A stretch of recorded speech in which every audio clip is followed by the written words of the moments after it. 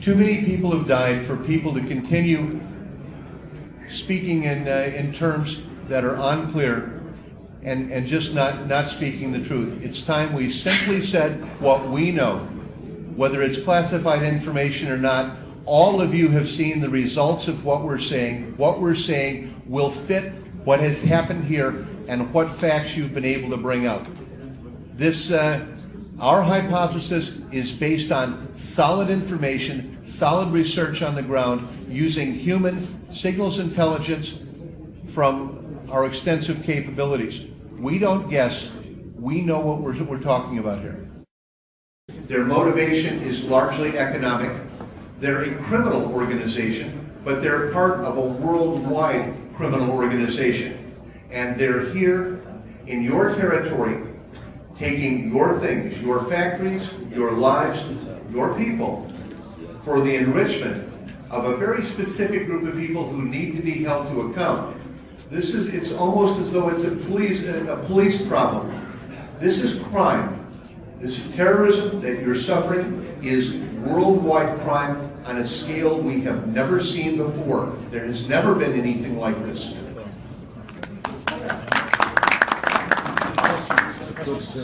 دكتور سليم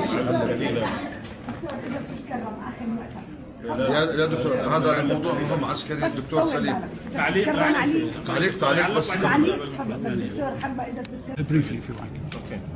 Thank you.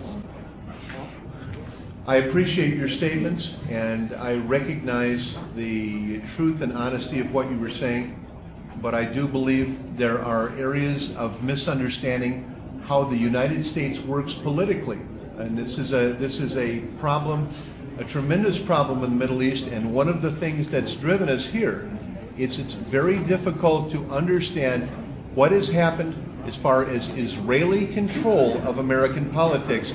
And as succinctly as possible, I will explain this to you. In 2005, the Supreme Court of the United States had a decision on a case called Citizens United.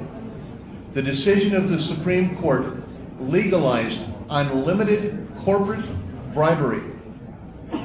This turned control of the Congress of the United States over to human traffickers, narcotics traffickers, and in particular, the most powerful individual in the United States today is a gambling boss named Sheldon Adelson, an Israeli citizen who fled the U.S. living in Macau, spent over $1 billion in the last election, and bought control of both houses of Congress. Now Senator John McCain, the father of al-Nusra, the father of ISIS, will be running U.S. legislative and military foreign policy.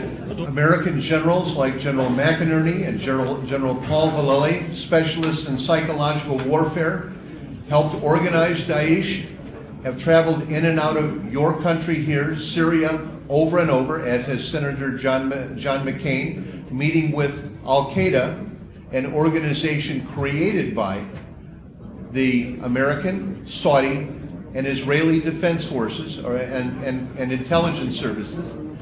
Only a little over a week ago, the U.S. Secretary of Defense, Chuck Hagel, resigned. Chuck Hagel was the individual that stopped the United States from bombing Syria over the false flag gas attacks near Aleppo. It was our organization here that supplied the intelligence that stopped those attacks. It's our goal here, while we're here, to try to establish a method of communication that will allow Syria and other nations within the area to understand Israel's control of the U.S., the control of the U.S. by organized crime, and how the U.S. government is subservient to a worldwide criminal organization.